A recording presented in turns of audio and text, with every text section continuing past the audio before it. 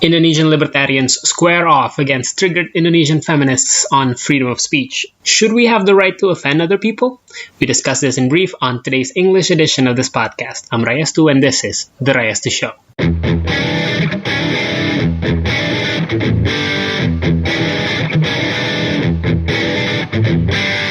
So, you might be wondering, what happened? Okay, so let me just explain to you in brief what happened. So, a Twitter personality by the name of Kania Cita Irlani, through her Twitter account, Cita Irlani, tweeted this. Quote, "You look fat. Fat shaming. You look pretty. Objectification. Damn, you look hot. Harassment. Your skin looks darker. Racism. Your makeup is too much. Bullying. Apparently, feminism kind of freedom of speech doesn't include freedom to tell honest opinion about people." End quote. Okay, so as you've guessed, this tweet set off a massive tweet storm, and she faced quite a bit of a backlash from feminists who were triggered by the statement, and perhaps rightly so. They should be triggered by the statement, and I think the statement was meant so that they get triggered, right? There are a couple of things that the feminist activists who were mad at this tweet pointed out. First is that context matters. A friend telling you that you've gained weight is not comparable with someone you barely know mocking you for being fat. And then there's the implication from the last sentence that feminists don't support freedom of speech and that they don't fancy honest opinions. So they deemed Kanye's tweet as an attack on the movement of feminism, and it helps promulgate the idea that feminists are angry and that they are easily triggered and that they meddle on unimportant stuff, when all they're trying to do was promote gender equality and yada, yada, yada, right? So if I were a feminist, I'd definitely be triggered by this statement because I think it paints a bad picture on feminism. And one thing to note here is that I'm in a libertarian WhatsApp group together with Kanya. I'm friendly with Kanya, but I think here she was a bit out of line. Okay, so let me explain why. So regarding this tweet that she sent out, is each of the offensive statements on her tweet protected by freedom of speech, saying that someone's fat or that someone's skin looks darker? Yes, it should be allowed legally to say each of these things without fearing that you'll be arrested. But here's the thing. If there are people that get offended by that statement and say that what you're doing is harassment, and then they go on to tell you that you're a racist or you're a sexist pig, does that mean that they're infringing upon your freedom of speech? Not at all. They're merely exercising their freedom of speech as much as you were exercising yours when you offended them by saying those things. The thing is this, freedom of speech only matters when it comes to government crackdown on speech. When it comes to freedom of speech, the only thing that's important is whether or not it's the government cracking down on speech. If you say something to someone and that person gets offended, that's not a freedom of speech issue. That's just you being a dick issue. Okay, so the core of freedom of speech is that you should not go to jail for whatever you speak or whatever views you might hold. So if the feminists mentioned on Kanye's tweet were not threatening legal action against those who say to them that they look fat or that they look pretty, then it's not a freedom of speech issue.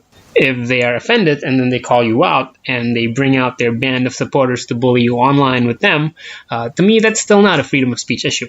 Okay. They have every right in the world to do that. But if they go to the police and they have the police arrest you and you go to jail for saying that, for telling them that they're fat, then that's a freedom of speech issue. Okay, so there is a very clear distinction on whether something is a freedom of speech issue and something is not. So Kanye actually backtracked a bit later during the conversation. So when told by somebody that hey, context matter, it's not the same when you tell me that I'm fat and when a friend that I'm very close with tells me that I'm fat. So she replied, quote, "You definitely have the right to be offended, but should it be legally punishable or considered ethically wrong or morally unacceptable? That's what I'm having problems with," end quote. So here's the thing. Here's the problem. Nobody had mentioned anything about punishing the speaker with legal action. They were simply pointing out that those were horrible statements and that people should stop saying things like those, right? They weren't making the case that these statements should be banned, that people saying these statements should be legally punishable.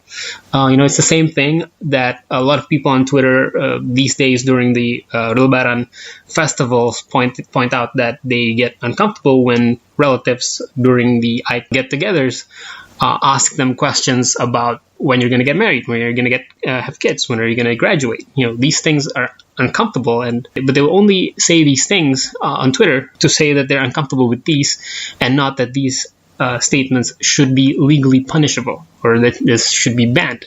Kanye then proceeded to clarify that she only intended to mean that these speech, however offensive they may sound, still should be protected by freedom of speech. And this is a statement that we should all agree.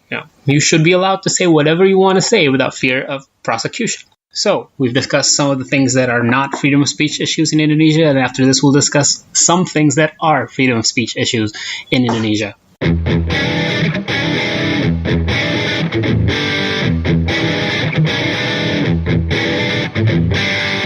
So, freedom of speech should always be defended, but I think it's also very important not to let people associate defending freedom of speech with just defending offensive speech from criticism. So, what are some real freedom of speech issues in Indonesia?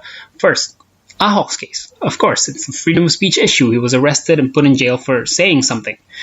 We may debate whether his statement was offensive or defamatory or blasphemous to religion or whatever, but if we had freedom of speech in Indonesia, he certainly should not have been thrown in jail for saying whatever views he might have about it.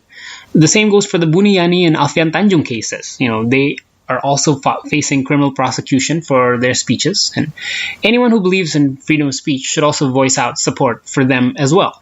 So both Ahok and Buniani and Alfian Tanjung, to some extent maybe Ahmad Dhani, Habib Rizik, all these people are facing criminal prosecution for speech, and if we want to be consistent on defending freedom of speech, we should defend freedom of speech for each and every one of these people. It's important that we also support the speeches that we don't like, because if we only support speeches that we do like, then what good is freedom of speech, right?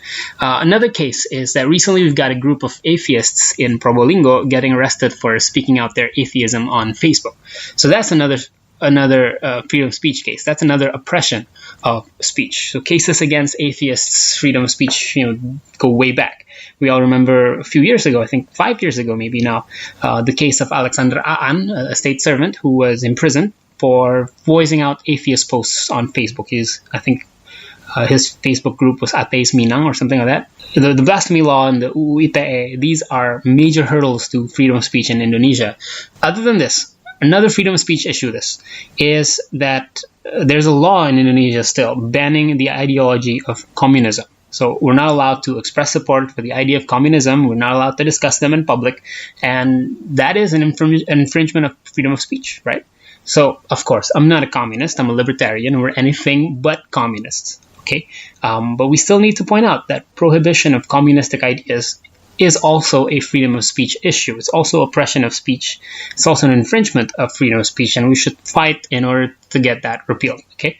So these are all cases where it's the government cracking down on freedom of speech. These are freedom of speech issue. Getting backlash from your opponents or from anyone because of what you had to say is not a freedom of speech issue. It's just life. So now, are there limits to freedom of speech? Can you say anything without fear of any repercussions legally?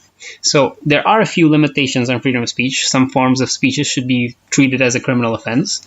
The most famous example, of course, is shouting fire in a crowded theater. Or maybe the equivalent of that in today's context would be shouting that there's a bomb when you're in an airplane when there isn't a bomb, just pranking or joking that there's a bomb in the airplane. That should not be legal. That should be criminal. You should go to jail for doing that, because people might get hurt. People might get injured trying to get out of the plane, trying to get out of the cinema to save their lives because of the little thing you did. So you should go to jail for saying those things. That is not protected by freedom of speech. Another one that should be a criminal offense is threat of violence. If you threaten someone that you'll kill them if they do something or if they don't do something, that threat is not part of a protected class of speech. They should be able to call the police on you and get you arrested for threatening them with violence, because that's infringing upon their right to live peacefully if you threaten them. And there are a couple of other types of bad speeches that should face legal repercussions, but maybe not criminal offenses. It should be liable to a civil lawsuit. These include things like libel and defamation. If I tell the world a factually incorrect stuff about you, maybe I say that you're a communist and that people should stop visiting your coffee shop because you're a communist, and you're not a communist. you should be allowed to sue me for damages. You should be able to take me to a civil court and sue me, for the damages, and sue me for all the lost income that you might have incurred, right? So I think that the threat of being sued should be deterrence enough for somebody from making libelous or defamatory statements against another person. And that's it. I think that's it. Other than that, any speech should be protected and should not be prosecuted legally. Okay, so now in just a second, I'm going to explain more on whether free speech means that you're free to just go around offending people. But first, I'm going to politely ask you to hit that follow button on SoundCloud, hit like. If you're on Apple Podcasts, hit subscribe, leave a rating, leave a review. It'll really help me out. You're listening to The Rayas 2 Show, an Indonesian podcast that discusses politics, economics, and anything in between.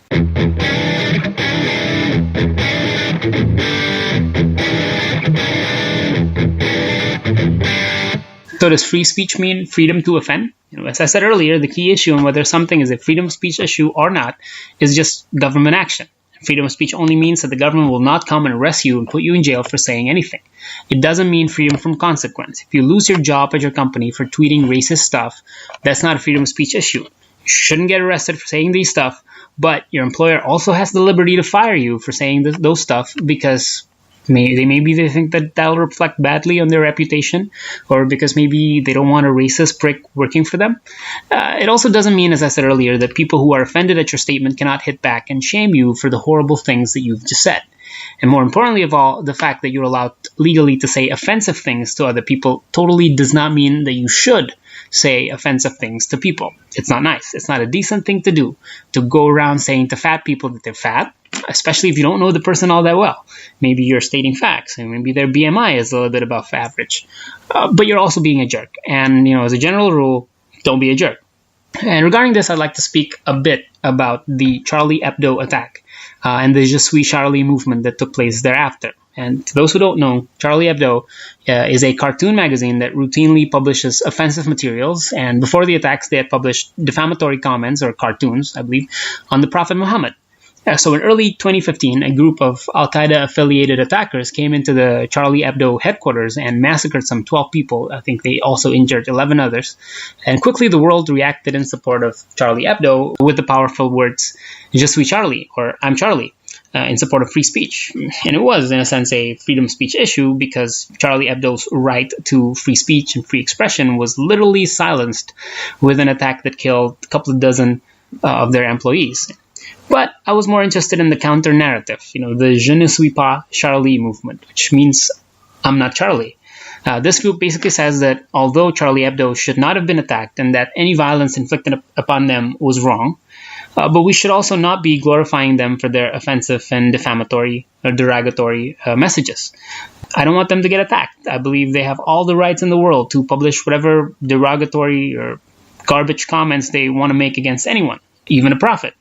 But I don't think it's a good thing, what they were doing. I don't think it's a nice thing that they were doing. And I don't want to say Je suis Charlie. I don't want to say I'm Charlie because I find what they were doing repugnant and that they were being a dick. So these are two different things. One is that you're allowed to say whatever you want to say, but I can also call you out and say that that's not a nice thing to say to other people. In all of this, I think decency is very important. So I like freedom, but with freedom comes responsibility. If anything, the fact that you're free to say anything really makes it incumbent upon you yourself to control whatever comes out of your mouth. So make sure that you always think before you speak and Google before you ask.